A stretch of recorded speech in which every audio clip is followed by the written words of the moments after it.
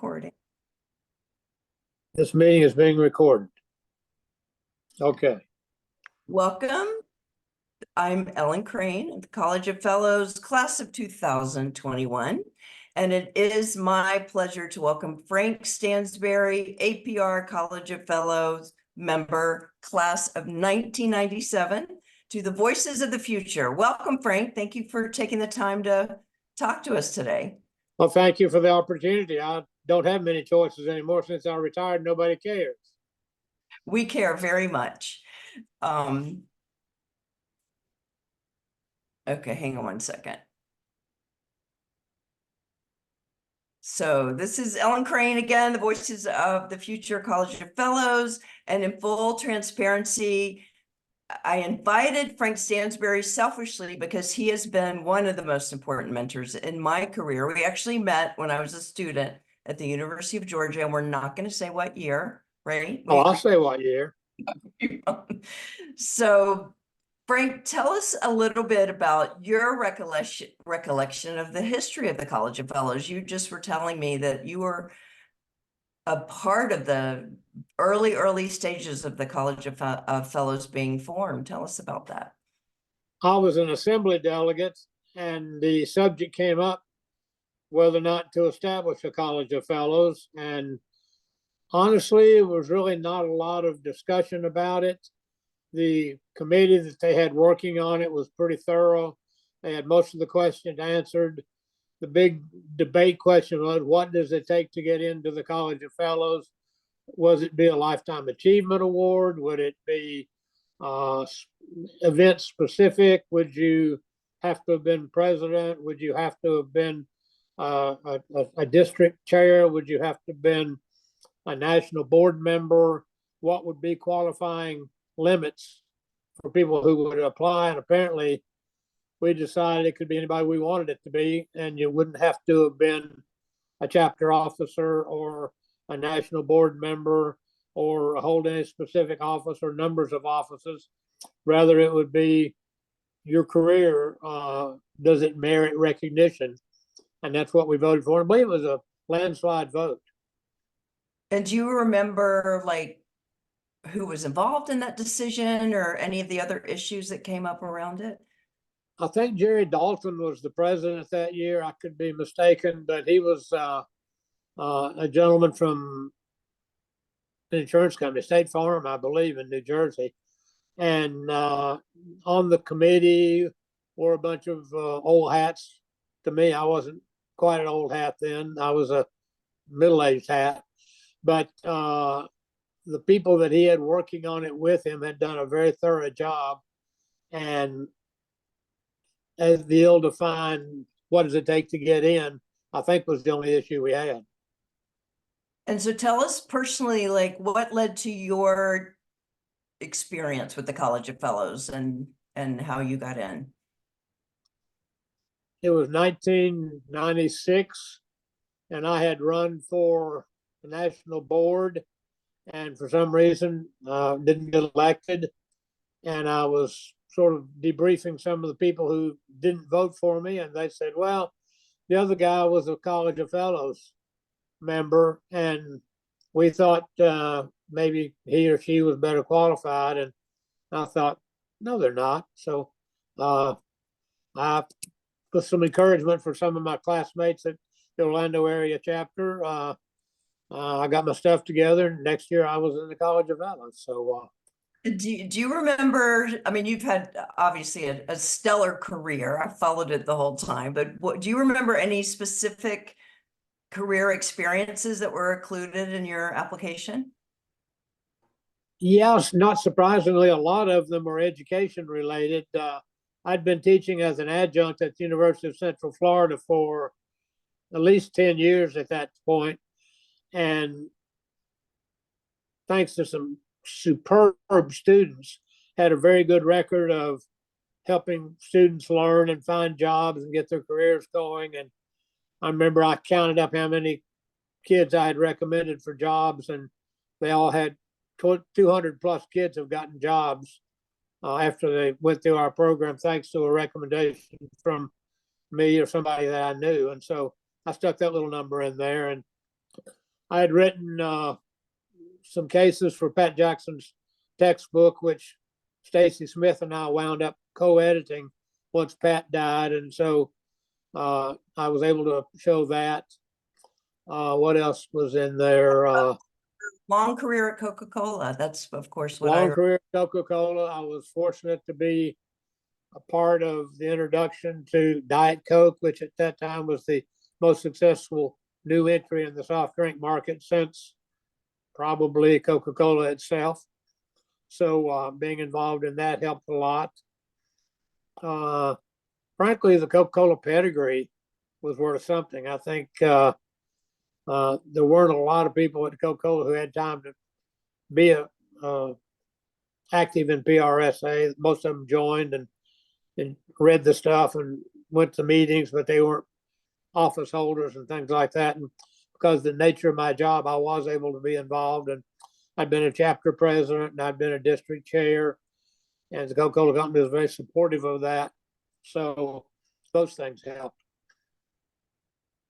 So as an educator, and hopefully young professionals will be watching this, what advice do you have to a young professional, not just for aspiring to be part of the College of Fellows, but even to get accredited? What advice do you give young people coming up in the profession?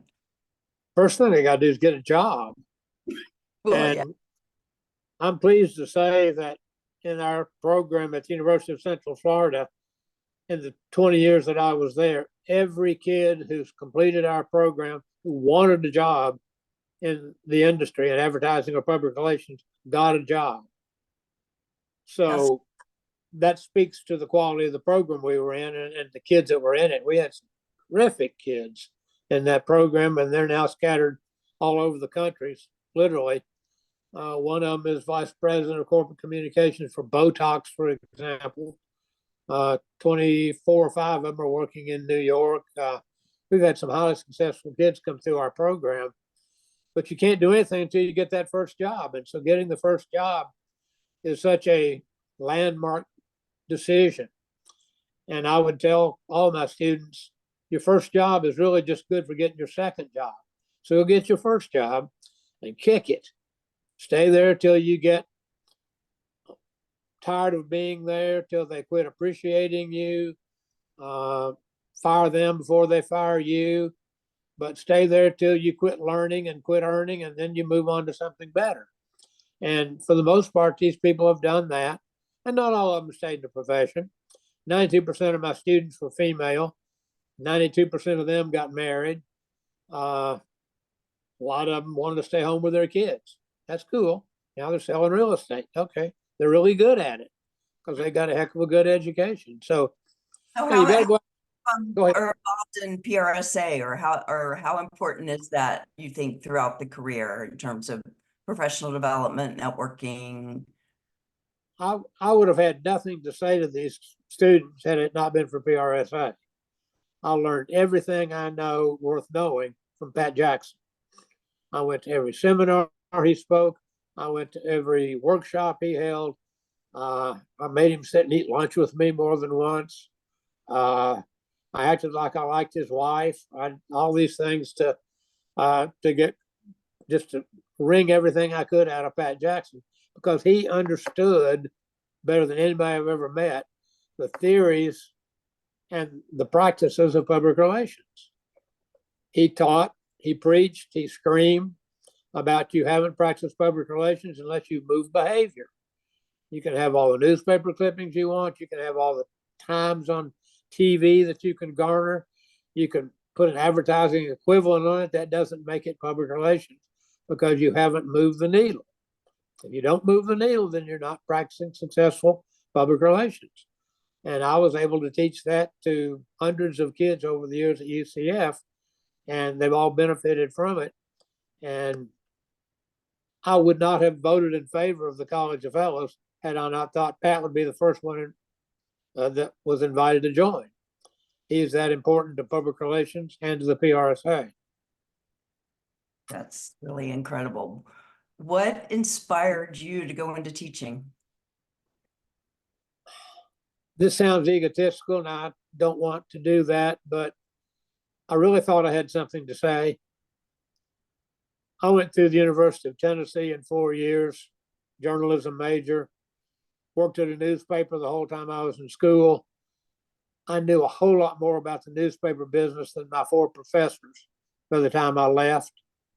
I left thinking, in fact, Andy Holt gave me my diploma on walking across the stage, and I thought, I've got a diploma now. If I just had an education, I'd be fine. And I thought, no one's going to leave the University of Central Florida without an education.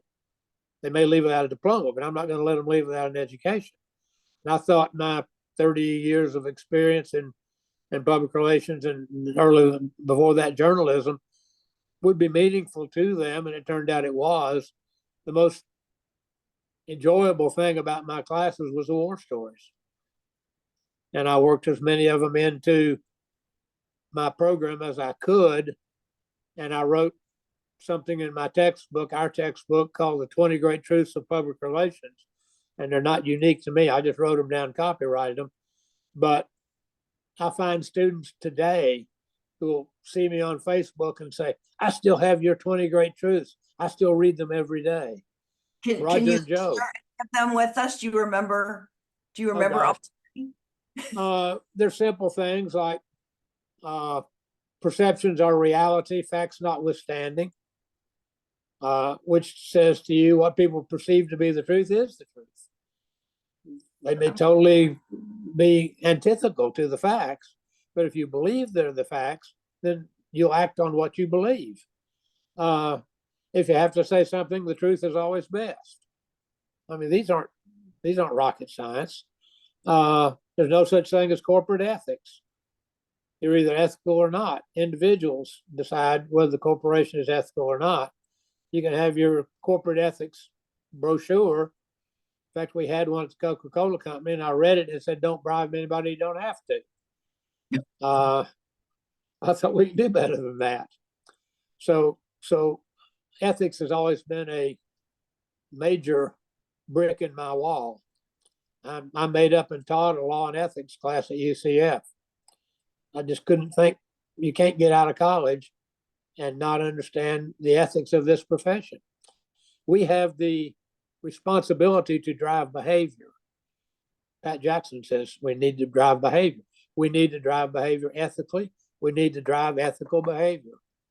And so those are some of the things that I push forward. And if anybody cares about the 20 Great Truths, they can buy a copy of the famous PR Practices textbook co-authored by Stacy Smith, Frank Stansberry, and it'll cost you way more than it's worth, but the second chapter's got a lot of good stuff in it. I wrote it.